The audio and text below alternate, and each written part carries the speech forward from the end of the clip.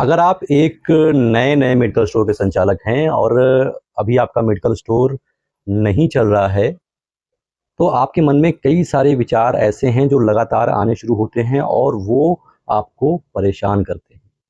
सबसे बड़ी दिक्कत होती है कि मेडिकल स्टोर ना चलने की स्थिति में आदमी सेल्फ डाउट में आ जाता है कि क्या मैं अपनी क्षमता के अनुसार काम कर पा रहा हूँ? क्या मैं एक मेडिकल स्टोर बिज़नेस के लिए सही इंसान हूँ? मैं कोई गलती कर रहा हूँ क्या कि मेरा मेडिकल स्टोर नहीं चल रहा है? ये कुछ ऐसे सेल्फ डाउट्स हैं जो नए मेडिकल स्टोरों के दिमाग में आना शुरू हो जाते हैं जब उनका मेडिकल स्टोर नहीं चलता है।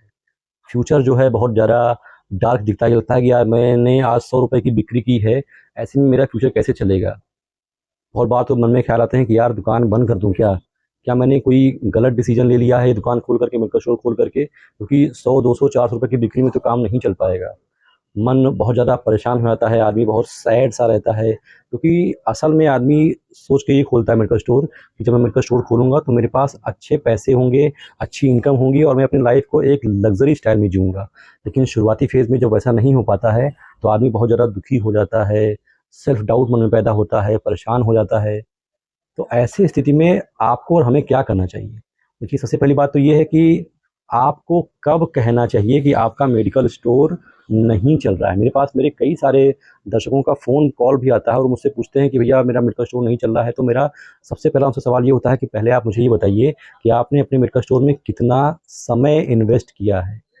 अगर आपने 3 साल से कम समय अपने मेडिकल स्टोर में इन्वेस्ट किया है, तो आप ये नहीं कह सकते हैं कि आपका मेडिकल स्टोर नहीं चल रहा है। देखिए, मेडिकल स्टोर कोई शराब की दुकान नहीं है कि जैसे ही इलाके में हल्ला होगा, कि यहाँ पर ठंडी बियर बिकती है, लोग पहुँच जाएँगे शाम को। मेडिकल स्टोर एक ऐसा बिज़नेस है जहाँ पर आपको हेल्थ बेचना है, जहाँ पर आपको दवा बेचना है, जहाँ पर आपको अपनी इमेज को बेचना है, आपकी फेस वैल्यू बनानी है। तो इन सब चीज़ों में थोड़ा समय लगता है, आपको वहाँ पर ठहरना होता है, स्टे करना होता है। तो आप अगर ये उम्मीद करके खोलते हैं कि मैं जैसे खोलूँगा चल जाएगा, गलत बात है, आपको वहाँ पर स्टे करना होगा। तो जितनी भी नकारात्मक थॉट्स आपके दिमाग में आते हैं, पहली बात तो आपको उनसे दूर होना होगा और आप उनसे दूर तभी हो पाएँगे जब आप अपने आप को बिज़ी रखेंगे। बिज़ी आपको किन चीज़ों में रखना है अपने आप को? सबसे पहली चीज़ आपको ये देखनी है कि आपके पास कस्टमर आखिर में आ क्यों नहीं रहे हैं? आपके पास आखिर सेल हो क्यों नहीं रही है?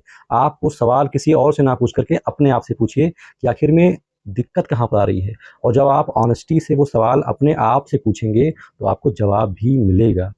हो सकता है जवाब मिले कि अभी आपको लोग जानते नहीं हैं, या फिर हो सकता है आपको जवाब मिले कि अभी आपके पास उतना रेंज नहीं है, या फिर आपको जवाब मिले कि अभी आपको दुकान खोले कितना समय ही हुआ है।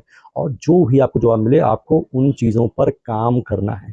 मैंने अपने कई सारे वीडियोज़ में ज़िक्र किया है कि आपको पहले नॉर्मल रहना है, पहले वहाँ पर टिकना है, पहले आपको वहाँ पर समय बिताना है और समय आपको बिताना है चीज़ों को ऑब्ज़र्व करके कि आखिर समस्या कहाँ पर है और उस समस्या पर आपको काम करना है। मान लीजिए आपको लोग नहीं जान पाए हैं अभी तक, तो आप अपना प्रमोशन कीजिए, आप अपना प्रचार-प्रसार कीजिए, सोशल मीडिया के माध्यम से कीजिए, बोल के कीजिए, पेपर में छपवाइए, आपको लोग जानना शुरू करेंगे। आप अपने रेंज को बढ़ाइए, आप नेगेटिव चीज़ों को मत सोचिए मेरे भाई। मैंने भी दुकान खोली थी, तो मैं भी जिस दिन मेरा बिक्री अच्छा हो जाए, मैं उस दिन बहुत खुश हो जाऊँ। मैं सोचूँ कि मेरा 12,000 18,000 रुपए सेल हो रहा है, तो ऐसे जोड़ लो तो साल का इतना हो गया। फिर अगले ही दिन पता चला कि मेरा ₹1000 की बिक्री भी नहीं हुआ है, तो मैं सैड हो जाऊँ, कभी बहुत खुश, कभी बहुत सैड। फिर मुझे किसी ने बताया कि भाई ये दुकानदारी है, ये नौकरी नहीं है। ये इसका ग्राफ कभी ऊपर तो कभी नीचे, कभी ऊपर तो कभी नीचे रहेगा। तो आपको थोड़ा-सा शांत होना है। आपको जो-जो लहरें उठ रही हैं ऊपर-नीचे वाली, आपको इस लहरों में अपने इमोशंस को कंट्रोल करना है, अपने आप को थोड़ा-सा गंभीर बनाना है, थोड़ा-सा स्टेबल बनाना है। जब बहुत ज़्यादा सेल होगी, आपको बहुत ज़्यादा खुश नहीं होना है। जब बहुत ज़्यादा सेल नीचे जाएगी तो खुश नहीं आपको दुखी नहीं होना है। आपको चीज़ों को ऑब्ज़र्व करना है शांति से, एकदम ठंडे दिमाग से एकदम। और वो चीज़ें कब होती हैं? वो चीज़ें शाम को 6 बजे के बाद और 9 साढ़े 9 10 बजे तक होती है। आप जो दुकान जब शाम का समय हो 6-7 बजे, तो आप वहाँ पर अकेले बैठिए, एक कॉपी लीजिए, एक पेन लीजिए, चीज़ों को लिखिए, ऑब्ज़र्व कीजिए, सोचिए, गहन अध्ययन कीजिए कि आखिर समस्या कहाँ पर आ रही है और उसके बाद अगले दिन उन समस्याओं पर काम कीजिए। आप बिल्कुल भी टेंशन ना लीजिए कि आपकी दुकान क्यों नहीं चल रही है। आप थोड़ा-सा समय देंगे, तो आपका भी समय आएगा। लेकिन सबसे पहली चीज़, आपको हार नहीं मानना है। इस परिस्थिति में बहुत सारे लोग क्या करते हैं, लोकेशन चेंज कर देते हैं। बहुत सारे लोग दुकान ही बंद कर देते हैं, कहते हैं भैया रहने दो हमसे नहीं हो पाएगा, नौकरी करेंगे जा कर के हम। तो आपको उन लोगों की तरह नहीं करना है, आपको पहले वहाँ पर रुकना है, चीज़ों को ईमानदारी से ऑब्ज़र्व करना है और जो समस्याएँ आपके सामने दिखती हैं, उस पर आपको लगातार काम करना है। जब आप 3 साल, 4 साल, 5 साल, 6 साल देंगे, तो आप धीमे-धीमे देखेंगे कि लोग आपको जानने लग गए हैं।